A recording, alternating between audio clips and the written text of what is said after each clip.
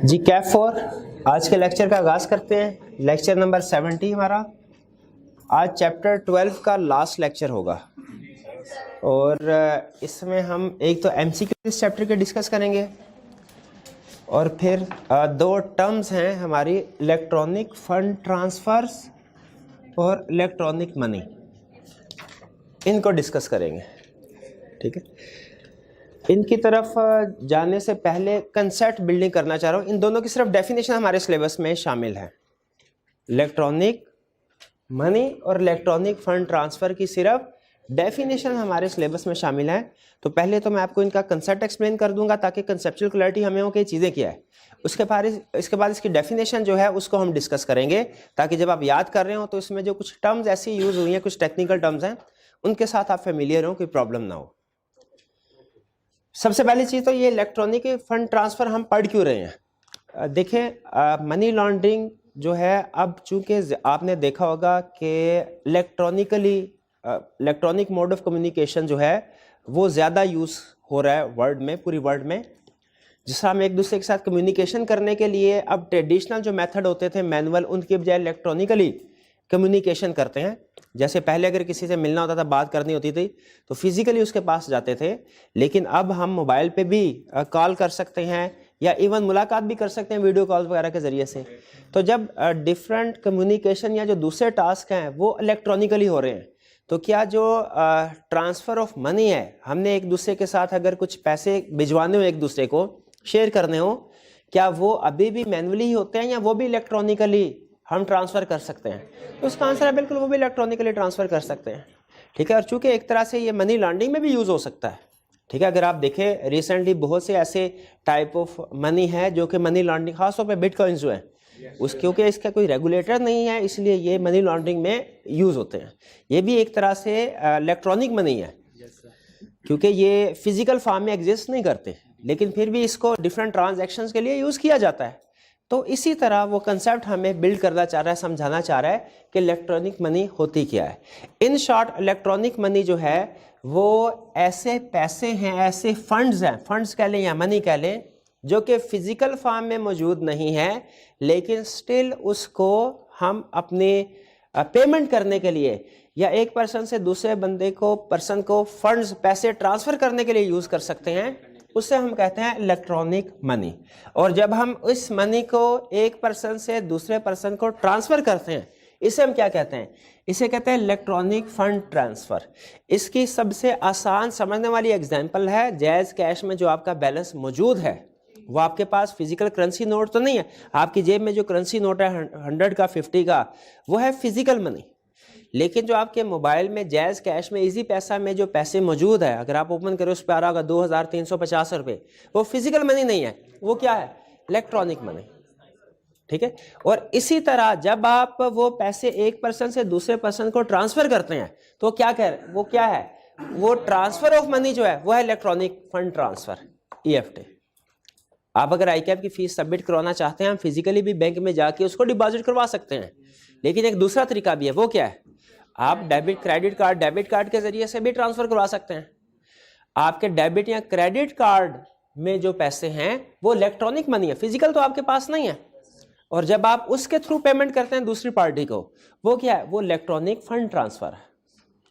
तो ये है कंसेप्ट इलेक्ट्रॉनिक मनी और इलेक्ट्रॉनिक फंड ट्रांसफर का। कंसेप्ट सिर्फ इतना ही है इस लर्निंग ऑब्जेक्टिव में, और कोई कंसेप्ट नहीं है। अब सिर्फ उसने डेफिनेशन हमें बताई है, और चूंकि जो लीगल डेफिनेशन होती है ना, याद रखिए लॉयर्स की मजबूरी होती है, उन्होंने अपनी डेफिनेशन को ज़्यादा से ज़्यादा कंप्रीहेंसिव बनाना होता है।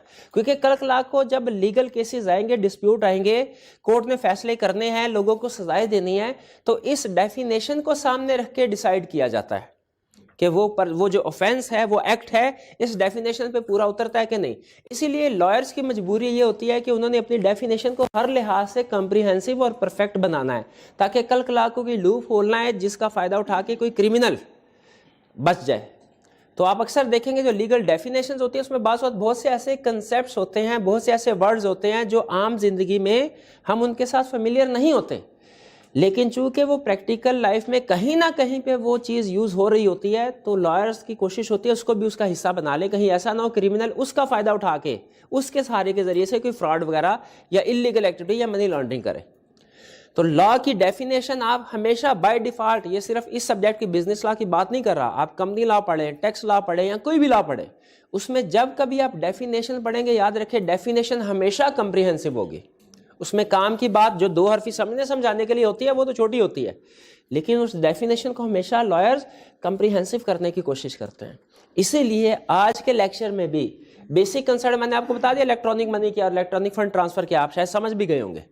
ठीक है, इलेक्ट्रॉनिक मनी को एक पर्सन से दूसरे पर्सन को ट्रांसफर करना, ये इलेक्ट्रॉनिक फंड ट्रांसफर कहलाता है। लेकिन जब हम इसकी डेफिनेशन पढ़ेंगे ना, तो इसमें आपको बहुत सी कम्प्रिहेंसिव, बहुत सी ऐसी टर्म्स जो कि शायद आपने डेली लाइफ में ना सुनी वो भी मिलेंगी।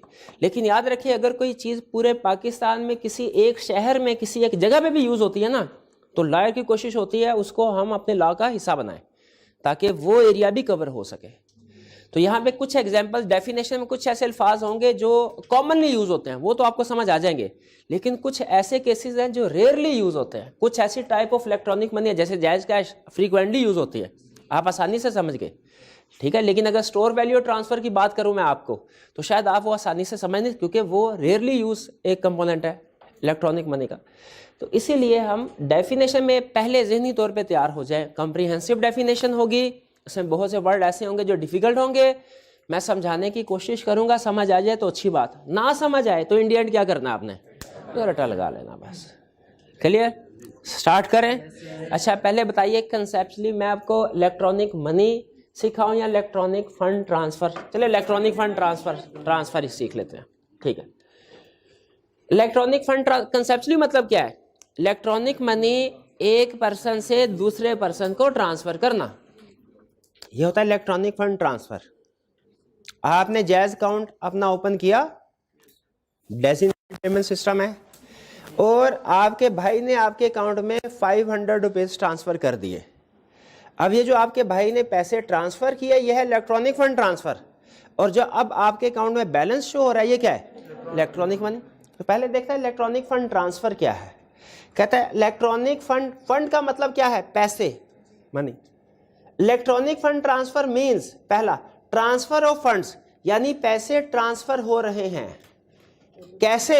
Other than by cheque, cheque के जरिए से नहीं, ड्राफ्ट के जरिए से नहीं, या पेपर इंस्ट्रूमेंट के जरिए से नहीं, इसके अलावा। यानी पेपर बेस्ड ट्रांसफर भी होता है ना, आप जब किसी को चेक देते हैं तब भी पैसे ट्रांसफर होते हैं, लेकिन वो पेपर बेस्ड ट्रांसफर है, वो इलेक्ट्रॉनिक ट्रांसफर नहीं है। इसके अलावा ट्रांसफर ऑफ फंड्स, किसके अलावा? फिजिकल इंस्ट्रूमेंट्स के अलावा जब कभी आप एक पर्सन से दूसरे पर्सन को पैसे ट्रांसफर करेंगे वो क्या कहलाएगा? Electronic transfer fund. फिर आगे फर्दर इसको एक्सप्लेन कर रहा है, हालांकि इससे भी हमें कंसेप्ट समझ आ गया। अब आगे बता रहा है कि ये होता कैसे है। विच इज इनिशिएटेड थ्रू, जो कि इनिशिएट होता है, स्टार्ट होता है कहां से? कैसे इनिशिएट हो सकता है? Through electronic terminal, electronic terminal के जरिए से। अब इलेक्ट्रॉनिक टर्मिनल की बात कर रहा है, जैसे point of sale terminal, stored value card terminal, ATM, telephone instrument, computer, magnetic medium और any other electronic devices. Magnetic medium क्या है? इसको छोड़ दे, इसको सिर्फ हटा लगा ली। मुझे बताइए, क्या कंप्यूटर के जरिए से फंड ट्रांसफर हो सकते हैं? बिल्कुल कंप्यूटर के जरिए से फंड। कैसे? इंटरनेट बैंकिंग इसकी एग्जांपल है। इसका मतलब है अगर कंप्यूटर के जरिए से आप किसी पर्सन को ट्रांसफर करते हैं फंड, तो वो इलेक्ट्रॉनिक फंड ट्रांसफर है, इंटरनेट बैंकिंग। फिर क्या? टेलीफोनिक इंस्ट्रूमेंट, अपने मोबाइल के जरिए से फंड ट्रांसफर कर सकते हैं? बिल्कुल कर सकते हैं। मोबाइल बैंकिंग, मोबाइल बैंक्स की एप्स भी होती हैं, उसके जरिए से भी ट्रांसफर कर सकते हैं। तो टेलीफोनिक इंस्ट्रूमेंट के जरिए से भी इलेक्ट्रॉनिक फंड ट्रांसफर हो सकते हैं। एटीएम के जरिए से ट्रांसफर कर सकते हैं, बिल्कुल, एक पर्सन से दूसरे पर्सन के अकाउंट में एटीएम के जरिए भी ट्रांसफर हो सकते हैं। और फिर इलेक्ट्रॉनिक टर्मिनल, यानी point of sale terminal. Point of sale terminal क्या है? जब आप शॉपिंग करने, पॉइंट ऑफ सेल टर्मिनल और स्टोर वैल्यू कार्ड टर्मिनल, ये दोनों शॉपिंग करने के लिए इस्तेमाल होते हैं। आप जब शॉपिंग करें, पेमेंट करनी है आपने, तो क्या कर, आपके पास ऑप्शन है, फिजिकली भी कैश दे सकते हैं, और क्या ऑप्शन है? कार्ड के जरिए से भी पेमेंट कर सकते हैं। बास का डिपार्टमेंट स्टोर वाले पूछते हैं सर कैश की ट्रांजैक्शन है या कार्ड की ट्रांजैक्शन है? तो जो कार्ड के ट्रांजैक्शन करते हैं वो इलेक्ट्रॉनिक फंड ट्रांसफर की एग्जांपल है। ठीक है, पॉइंट ऑफ सेल टर्मिनल मतलब जहां पे सेल हो रही है वहां पे आप पेमेंट करते हैं, वो इलेक्ट्रॉनिक फंड ट्रांसफर की एग्जांपल है। स्टोर्ड वैल्यू कार्ड टर्मिनल क्या है? ये एटीएम कार्ड की तरह ही, या sorry debit card, credit card की तरह का ही एक कार्ड होता है, लेकिन इसमें एक फर्क होता है। आपने फर्ज कीजिए कि अपने छोटे भाई को कुछ पैसे देने हैं, उसने कोई पेमेंट करनी है और आपने उसके जरिए डेबिट कार्ड के जरिए पेमेंट होगी। आप एक ऑप्शन तो ये अपना डेबिट कार्ड उसको दे दे, लेकिन इसमें एक रिस्क है, क्या हो सकता है वो ज्यादा ट्रांजैक्शन कर ले। तो जिस तरह आपको याद होगा, शायद आपने यूज किया कभी पुराने जमाने में, आज से पुराने जमाने में 10-12 साल पहले कॉलिंग कार्ड हुआ करते थे टेलीफोन कंपनियों के और इंटरनेट कंपनीज के। उनमें कुछ वैल्यू स्टोर कर दी जाती थी, 100 की, 500 की, ठीक है, 600 या 1000 की। आप क्या करते थे, आपने जब कॉल करनी होती थी आप उस कार्ड को यूज करते थे, जितना उस कार्ड को यूटिलाइज किया उतना बैलेंस कम हो जाता था और बाकी आपके पास मौजूद रहता था। अब अगर 1000 का कार्ड है, उसमें आपने 100 की फॉर एग्जांपल कॉल की, बाकी 900 बाकी बची, आप 900 यूज कर सकते, इससे ज्यादा नहीं। जब 900 यूज कर लेते वो कार्ड बेकार हो जाता था, उसको फेंक देते थे, उसके बाद नया कार्ड यूज करते थे। डेबिट कार्ड में, क्रेडिट कार्ड में, एटीएम में ऐसे नहीं होता कि जब आपने फुल लिमिट यूज कर ली तो बेकार हो गया, नहीं, वो तो एक्सपायरी होती है उसकी, आप मजीद उसमें पैसे डाल सकते हैं। लेकिन ये जो इस तरह के कॉलिंग कार्ड वगैरह होते थे, इंटरनेट कंपनीज के कार्ड होते थे, इनको रीफिल नहीं किया जा सकता था, ये ऑलरेडी रीफिल होते थे स्टैंडर्ड वैल्यू 1000, 500 की। आप उसको बाय करते थे, यूज करते थे, यूज करने के बाद फेंक देते हैं। इसे कहा जाता है स्टोर्ड वैल्यू, यानी ऐसे कार्ड जिनमें एक सर्टेन वैल्यू को स्टोर कर दिया जाए। आप अगर डेबिट कार्ड, क्रेडिट कार्ड के बजाय इन स्टोर्ड वैल्यू कार्ड के जरिए से पेमेंट करें, वो भी इलेक्ट्रॉनिक फंड ट्रांसफर है, अंडरस्टूड है। सिर्फ स्टोर्ड वैल्यू टर्मिनल की एग्जांपल मैंने आपको समझानी थी। तो ये आपको क्लियर हो गया कि इलेक्ट्रॉनिक फंड ट्रांसफर क्या है, ट्रांसफर ऑफ फंड इनके अलावा। अच्छा, पहले पॉइंट में उसने बताया कि इनके अलावा जो ट्रांसफर होगा, फिर दूसरे पॉइंट में बताया कि इनके अलावा होगा तो किनके जरिए से होगा, इनके जरिए से होगा, इनके। ये क्लियर हो गया। और इसमें क्या किया जाएगा, किसी को ऑर्डर किया जाएगा, इंस्ट्रक्ट या ऑथोराइज, ये बस लीगल वर्ड है, आप कोई भी वर्ड यूज कर सकते हैं। ऑथोराइज किया जाएगा, ऑर्डर किया जाएगा, इंस्ट्रक्ट किया जाएगा, किसको, फाइनेंशियल इंस्टीट्यूशन को, किसी ना किसी बैक एंड पे कोई ना कोई फाइनेंशियल इंस्टीट्यूशन ही होगा जो आपकी पेमेंट को प्रोसेस कर रहा होगा, ठीक है। जैसे मेरा कोई कार्ड है मेरे पास, तो बैक एंड में जिस बैंक का कार्ड है, जिस फाइनेंशियल इंस्टीट्यूशन का कार्ड है, वही मेरे अकाउंट को डेबिट या क्रेडिट कर रहा होगा। अगर मैंने अपने अकाउंट से डेबिट कार्ड से भाई के अकाउंट में पेमेंट की, तो बैंक मेरा अकाउंट क्या करेगा भला, डेबिट करेगा और इनके अकाउंट को क्रेडिट करेगा, ठीक है। क्योंकि बैंक का डेबिट क्रेडिट और है, हमारा डेबिट क्रेडिट और है, हम बैंक के लिए लायबिलिटी होती है, आपने शायद अकाउंटिंग में पढ़ा होगा, सीखा। तो इसमें ऑर्डर किया जाता है किसको, एक फाइनेंशियल इंस्टीट्यूशन को। और फाइनेंशियल इंस्टीट्यूशन के आगे ब्रैकेट में लिख ले, वैसे मैंने नहीं लिखा, मैंने कहा शायद अंडरस्टूड होगा, आप समझ जाएंगे, लेकिन में भी कुछ स्टूडेंट ना समझे कि फाइनेंशियल इंस्टीट्यूशन के साथ ब्रैकेट में लिख ले कि इसमें बैंक भी शामिल है और अदर कंपनीज भी शामिल है। याद है कल भी डिस्कशन की थी, फाइनेंशियल इंस्टीट्यूशन का मतलब सिर्फ बैंक नहीं है, फाइनेंशियल इंस्टीट्यूशन भी प्लस बैंक्स भी प्लस अदर कंपनीज भी फाइनेंशियल इंस्टीट्यूशन होती है। अब पूछने की जरूरत तो नहीं है आपको कि अदर कंपनी से क्या मुराद है, leasing company, insurance company, transfer, पता क्या क्या पूरी लंबी लाइन थी। है कोई क्लास में स्टूडेंट जिसने वो फाइनेंशियल इंस्टीट्यूशन की डेफिनेशन याद की हो? 2 स्टूडेंट है सिर्फ, हालांकि मैंने कल हाथ, अच्छा 4 हो गए, शाबाश, बट ठीक है, अच्छी बात है। तो फाइनेंशियल, इतना तो हम सबको पता है ना कि फाइनेंशियल इंस्टीट्यूशन में बैंक के अलावा भी कुछ कंपनी शामिल है, शाबाश। तो पहले उसने इलेक्ट्रॉनिक फंड ट्रांसफर में 3 पॉइंट बताए, पहले बताया क्या नहीं है, दूसरे में बताया क्या है, और तीसरे में बताया करता कौन है।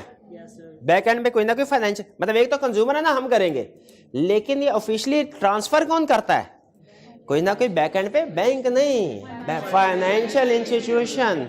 ब्रैकेट में लिख दें include the bank and other companies. और फिर नीचे एक कॉमन सेंस की बात कर रहा है, electronic fund transfer works without direct intervention of bank staff. इसमें बैंक, आपने चेक के जरिए पेमेंट करनी हो, जाते हैं बैंक वाला मैच करता है, ओके करता है, आपको कैश हैंड ओवर करता है, उसमें बैंक का स्टाफ इन्वॉल्व होता है। लेकिन इलेक्ट्रॉनिक फंड ट्रांसफर में बैंक का स्टाफ इन्वॉल्व नहीं होता। मुझे बताइए इलेक्ट्रॉनिक फंड ट्रांसफर समझ आया? 3 पॉइंट्स इसके। पहले में क्या बताता है, क्या ट्रांसफर नहीं है, क्या क्या फंड नहीं है, दूसरे बताता है क्या है, तीसरे में बताएगा कौन करेगा। ये हो गया इलेक्ट्रॉनिक फंड ट्रांसफर। फिर इसके बाद इलेक्ट्रॉनिक फंड या electronic money. Electronic fund, electronic money एक ही बात है। जी जी, एसी बंद कर दे मेरे भाई। आगे चलते हैं।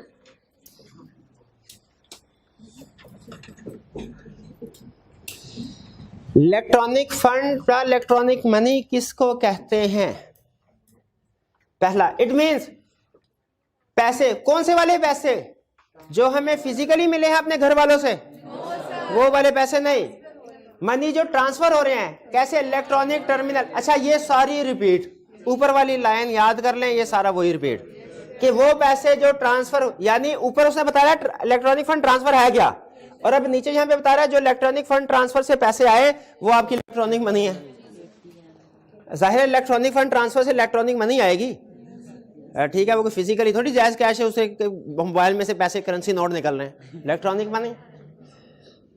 टू ऑर्डर, ये उससे ये रिपीट हो रहा है, बाकी इसके ऊपर डिस्कशन करने की जरूरत तो नहीं है ना, वो ये वही है तकरीबन, ठीक है। मनी ट्रांसफर एंड इंक्लूड्स, और इसमें कुछ और भी शामिल हैं।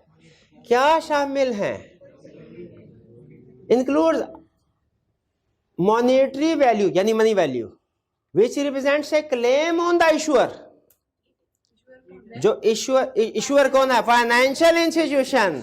कौन इशू करेगा? तो हमारा क्लेम है फाइनेंशियल इंस्टीट्यूशन के ऊपर।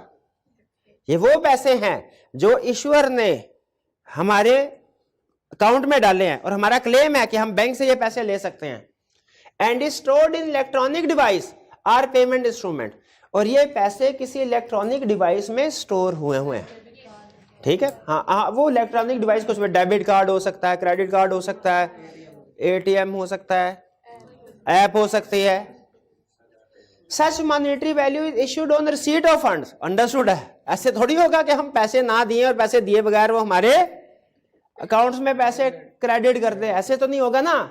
बैंक हमारे अकाउंट में पैसे अगर डालेगा, अब फर्ज कीजिए अगर आप इनिशियली पहली दफा अगर अपने इलेक्ट्रॉनिक फंड ट्रांसफर में पैसे इंक्लूड करवाना डालना चाहते हैं, ऐड करवाना चाहते, तो आपको फिजिकली देने पड़ेंगे।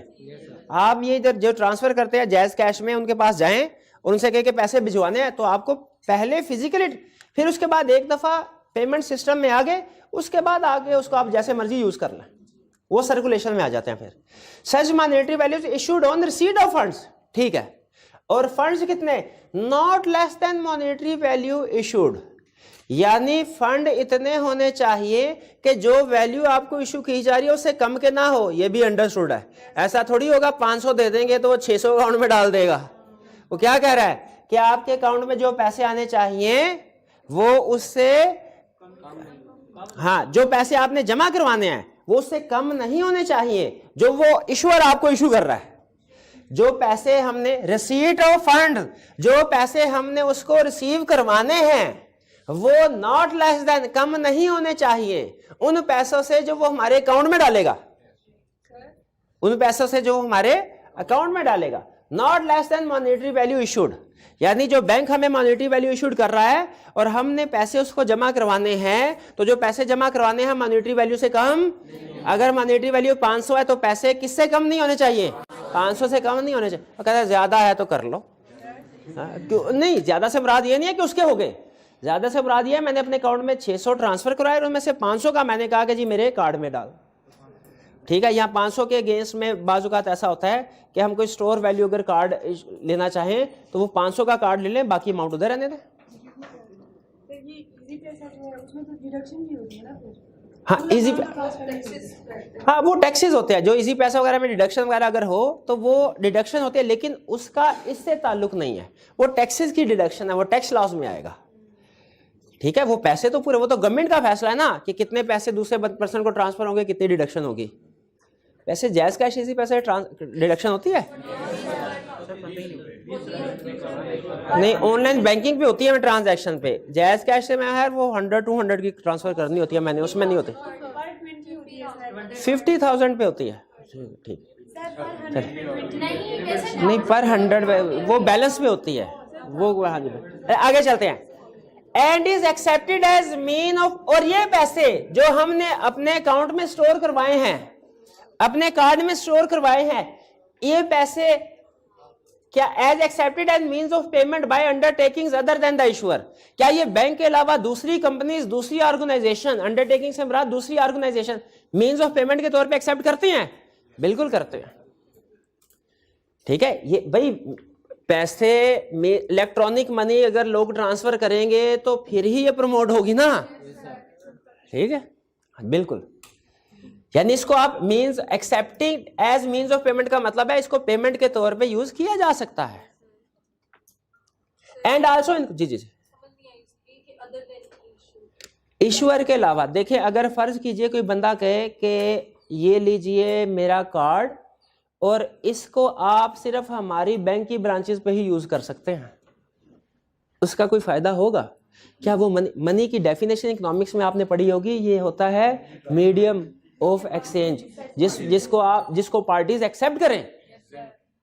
तो यहां पे यही कह रहा है कि बैंक ने तो आपको कार्ड इशू कर दिया, क्या उस कार्ड को आप दूसरे लोकेशंस पे, दूसरे स्टोर्स पे, डिपार्टमेंटल स्टोर पे जाके पेमेंट के लिए इस्तेमाल कर सकते हैं? अगर डिपार्टमेंटल स्टोर पे हर जगह लिखा हो कि क्रेडिट कार्ड एक्सेप्ट नहीं किए जाते, तो क्या लोग क्रेडिट कार्ड को यूज करेंगे? नहीं करेंगे। क्या वो फिर हमारी इलेक्ट्रॉनिक मनी की डेफिनेशन में शामिल होगा? नहीं होगा। तो यहाँ पे यही समझा रहा है आपको कि ये जो आपको इलेक्ट्रॉनिक मनी रिसीव हो रही है, ये जनरली लोग इसको एक्सेप्ट करते हो एज मोड ऑफ पेमेंट।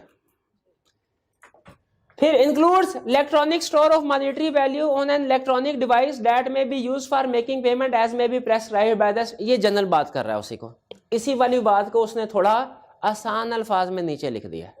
मुझे तो वैसे इन दोनों में ज्यादा फर्क महसूस नहीं हो रहा, लेकिन शायद किसी खास पॉइंट को जहन में रख के उसने ये भी कि electronic money includes electronic store of monetary value. समझ आ रही है ना आपको? आपके डेबिट कार्ड, क्रेडिट कार्ड के अंदर जो पैसे स्टोर हैं, ठीक है, on an electronic device that may be used for making payment. ये जो है ना, that may be used for making payment, यही ऊपर कह रहा था, accepted as means of payment by undertaking other than issuer. इसका मतलब क्या है कि that is used for making payments. तो अगर आप कंसेप्चुअली देखें ना, मुझे तो इन दोनों में कोई ज्यादा फर्क महसूस नहीं हो रहा, लेकिन बहरहाल चूंकि उसने हमारी बुक में डेफिनेट 2 पॉइंट बनाया, हमने उसको याद करना ही करना। भी कुछ समझ आया आपको? ठीक है, हाँ जी बिल्कुल। उसने हमें 2 डेफिनेशन, एग्जाम में आपने मिक्स नहीं करना इलेक्ट्रॉनिक फंड ट्रांसफर की डेफिनेशन को और इलेक्ट्रॉनिक फंड या इलेक्ट्रॉनिक मनी की डेफिनेशन को मिक्स नहीं करना। आगे उसने एग्जाम्पल दे रहा है, एग्जाम्पल सिंपल है, कह रहा है money transfer through debit card, transferred through debit card, credit card, ATM और mobile cash wallet is electronic money. और ए स्टूडेंट पेइंग हिज और इंटरनेट बैंकिंग और customer paying by swiping his or her debit card on point of sale, terminal at a departmental store are examples of electronic fund transfer. Electronic fund transfer ही होते हैं ना, department store में payment कर दी, आई cap की fees पे कर दी। चलिए अब चलते हैं। अब ये समझाने वाला काम जो था वो जितना पॉसिबल था मैंने समझा दिया, अब याद करने वाला काम है जो आपने करना है। लेकिन अब एमसीक्यूज की तरफ चलते हैं, और आपको पता है एमसीक्यूज से एक तो हमारी एग्जाम की तैयारी होगी और साथ ही हमारा कंसेप्ट्स भी रिवाइज होंगे। तो अब चलते हैं हम एमसीक्यूज की तरफ। भाई चार्जर ले आइएगा।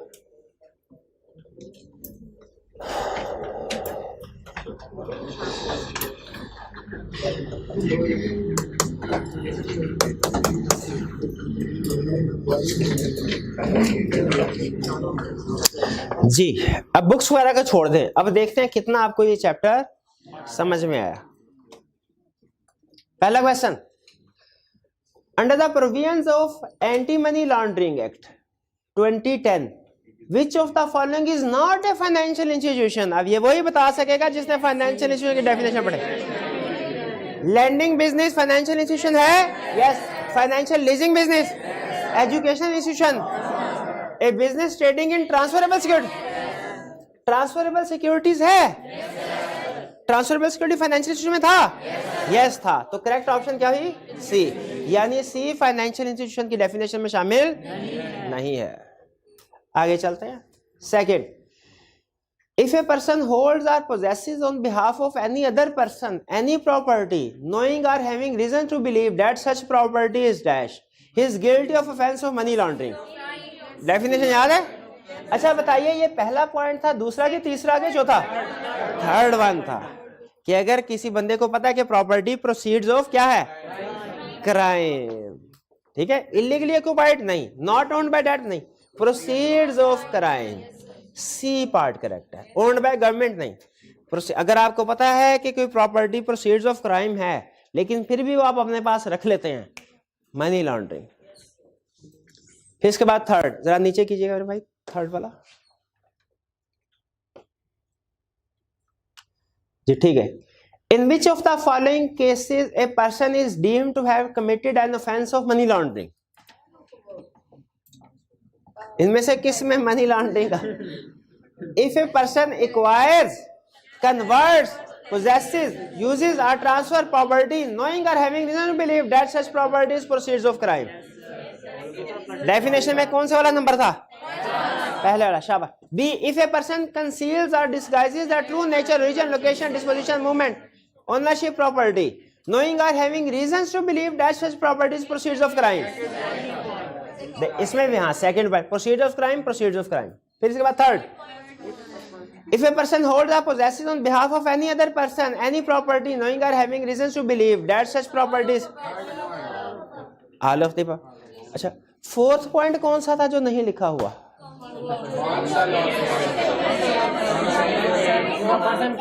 एड्स, काउंसल्स, हाँ ठीक है, तो इसमें ऑल ऑफ द, ये सारे के सारे मनी लॉन्ड्रिंग की डेफिनेशन में शामिल हैं। 4, हबीब। अच्छा, हबीब है कि हबीब लिमिटेड है? हबीब में और हबीब लिमिटेड में क्या फर्क है? हबीब नेचुरल पर्सन और हबीब लिमिटेड, जिसके नाम में वर्ड लिमिटेड आ जाए इसका मतलब है वो कंपनी है, और हर कंपनी आर्टिफिशियल पर्सन है। जिसके नाम में वर्ड लिमिटेड आ जाए वो कंपनी है, और हर कंपनी आर्टिफिशियल पर्सन है। ये हबीब आर्टिफिशियल पर्सन है कि नेचुरल पर्सन? कहाँ फर्क लिखा? मनी लॉन्ड्रिंग लॉ में दोनों में फर्क क्यों करते हैं? पनिशमेंट के लिए, क्योंकि एक को कैद की सजा दे सकते हैं, दूसरे को कैद की सजा नहीं दे सकते। किसको कैद की सजा होती है? इंडिविजुअल को। किसको कैद की सजा नहीं होती? कंपनी को। अच्छा, कंपनी को कैद की सजा नहीं होती, लेकिन उसको जो पैसों की सजा है वो ज्यादा कर देते हैं, वो ज्यादा कर देते हैं। इंडिविजुअल्स को कितने पेनल्टी, कितनी रुपीस की पेनल्टी पड़ सकती है? 25 मिलियंस को, और नेचुरल कॉर्पोरेट लीगल पर्सन को 100 मिलियन तक की। तो हबीब नेचुरल पर्सन है। Habib is guilty of an offence of money laundering, the court may punish him with rigorous imprisonment for a term which shall not be less than 1 year. हाँ, yes yes yes, यही था, 1 साल से कम नहीं। B, which may extend up to 10 years, ये भी yes था, all of the above होगा। फिर C, which shall not be less than 1 year but may extend up to 10 year. A भी ठीक है, बी भी ठीक है, लेकिन most appropriate, most comprehensive C है, इसलिए सी ऑप्शन को सेलेक्ट करेंगे। समझ आई बात की? आगे चलते हैं। नहीं, 10 ईयर से ज्यादा नहीं दे सकते सजा, 10 साल भी बहुत है। But may extend up to भी तो लिखा हुआ है, मे एक्सटेंड बियॉन्ड नहीं लिखा हुआ, अप टू लिखा। अप टू का मतलब होता है इस तक। Habib limited artificial person, legal person जी। Habib limited is guilty of offence of money laundering, the court may punish it with rigorous imprisonment for a term which shall not be less than 1 year, which may extend up to 10 years, which shall not be less than 1 year but may extend up to। इनमें से क्यों नहीं? क्योंकि हबीब नहीं है, ये हबीब limited है, ठीक है। तो ये आर्टिफिशियल पर्सन, लीगल पर्सन है। इम्प्रिजनमेंट हमेशा नेचुरल पर्सन को हो सकती है, लीगल पर्सन को नहीं हो सकती। तो नन ऑफ द अबव। ये अगर फाइन की कोई बात करता तो हम उसकी बात सुनते, लेकिन इम्प्रिजनमेंट की बात कर रहा है, इम्प्रिजनमेंट नहीं हो सकती लीगल पर्सन को। 6, Abid is guilty of offense of money laundering, he shall be liable to fine which may extend up to 25 million। अच्छा, आबिद लिमिटेड होता तो अबे आगे Abid limited. Abid limited is guilty of offence of money laundering. Abid limited, limited से पता चला क्या? Artificial person है, लीगल पर्सन। शाबाश। Money laundering, it shall be liable to fine which may extend up to 100 million, C option. तो 6 में 25 million है, natural person के लिए पेनल्टी की अमाउंट 25 मिलियन है, लीगल पर्सन के लिए 100 मिलियन है। Next 8, Abid in connection with his directorship in Abid limited, यानी आबिद डायरेक्टर है, is guilty of offence of money laundering, money laundering का ऑफेंस किया उसने, he shall be liable to fine which may extend up. अच्छा, इसने डायरेक्ट मनी लॉन्ड्रिंग नहीं की, ये एक बैंक में या किसी कंपनी में काम करता था, वो कंपनी ने मनी लॉन्ड्रिंग की, लेकिन ये भी उसमें इन्वॉल्व था। इसके साथ वही सलूक होगा जो इंडिविजुअल अगर करे डायरेक्ट, उसके साथ होता है। तो क्या इसको क्या फाइन क्या होगा? 25 मिलियन। ठीक है, अब यानी कंपनी को फाइन होगा 100 मिलियन और कंपनी के डायरेक्टर जो इन्वॉल्व है उन्हें 25 million. 9, which of the following persons have been mentioned in the definition of electronic money? Electronic money की डेफिनेशन हमने याद ही नहीं की अभी। ए बैंकिंग कंपनी, फाइनेंशियल इंस्टीट्यूशन और एनी अदर कंपनी और पर्सन, तीनों शामिल है। ये सिर्फ फाइनेंशियल इंस्टीट्यूशन है, बुक में तो फाइनेंशियल इंस्टीट्यूशन लिखा हुआ है, लेकिन इंक्लूड्स फाइनेंशियल, अंडरस्टूड है, financial institution includes banking companies, other companies. तो इसमें क्या ऑप्शन हुई? डी 1 2 3 तीनों के तीनों डेफिनेशन में शामिल हैं। नेक्स्ट, सिर्फ नहीं, बी भी देखे, ए भी शामिल है, ये भी। अगर वो कह रहे हैं ना कौन कौन से पर्सन शामिल है, तो ये भी शामिल है। अगर आप कहें ना सर ये पहला ठीक है, तो ये भी ठीक है, ये भी शामिल है, ये भी शामिल, लेकिन मोस्ट अप्रोप्रिएट जो है वो ऑल वाला है। हाँ, ओनली भी, हाँ बिल्कुल, ओनली की वजह से भी गलत है। अगर वो कह रहा है कि जी इसमें सिर्फ 1 है, बाकियों को एक्सक्लूड कर रहा है, तो वो गलत है। हमें पता है कि तीनों शामिल है। हाँ, लेकिन उसने चूंकि दोनों को अलग से भी मेंशन कर दिया, ठीक है, तो इसलिए हमने तीनों को इंक्लूड किया। बात ठीक है, फाइनेंशियल इंस्टीट्यूशन में दोनों कवर हो जाते हैं, लेकिन फिर भी मोस्ट अप्रोप्रिएट क्या है? जब हम इनडायरेक्टली उसको मीनिंग लें कि कवर हो जाते हैं कि या स्पेसिफिकली लिखते हैं ना, बेहतर है। 10, which of the following is not electronic fund transfer? Transfer of fund initiated through stored value card terminal, electronic fund transfer है, उससे पूछा जो नहीं है। B, transfer of fund initiated through bank draft,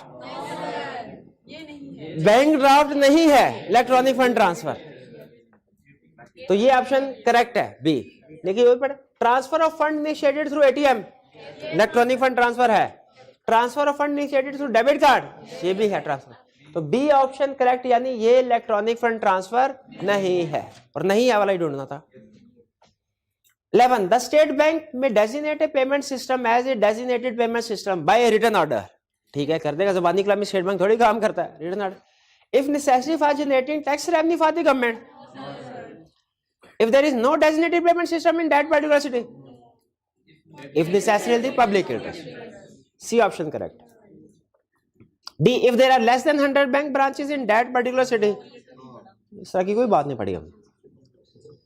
12, which of the following statement are is correct? कौन सी statement correct है? Correct ढूंढनी है। फर्स्ट नहीं, बल्कि ये नीचे पूरा क्वेश्चन नहीं है,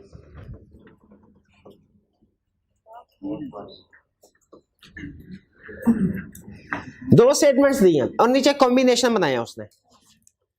the State Bank may designate a payment system as designated payment system by a written order if necessary in the public interest, ये प्रीवियस एमसीक्यू में यही पढ़ा कि अगर पब्लिक इंटरेस्ट में नेसेसरी हो।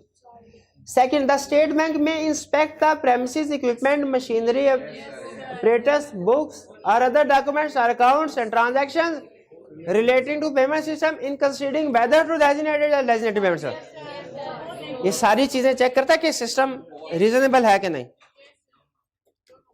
Both 1 and 2, C option correct होगी। Next 13, the State Bank may revoke the designation of a designated payment system if it is satisfied that, revocation of licence की circumstances पढ़ी थी, याद है?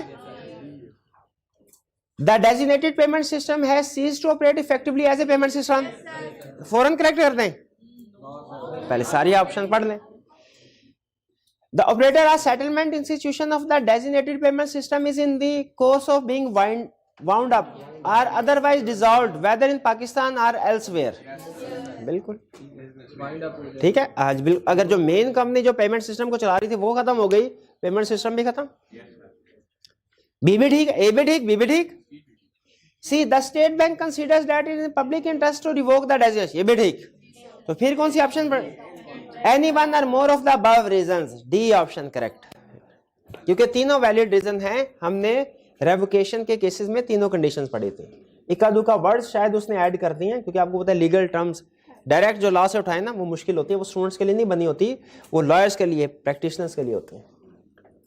14 which of the following statement is या are correct? State Bank shall not revoke a designation without giving the operator of the designated payment system an opportunity to be heard. हाँ, licence revoke करने से पहले opportunity देगा, बिल्कुल ये बात ठीक है। Second, State Bank shall not suspend its designation without giving the operator for the designated payment system opportunity to be. Opportunity of hearing सिर्फ रेवोकेशन के केस में दी जाती है, सस्पेंशन में अपॉर्चुनिटी लाजमी नहीं है। तो इसका मतलब पहली स्टेटमेंट ट्रू है, करेक्ट है, दूसरी फॉल्स है।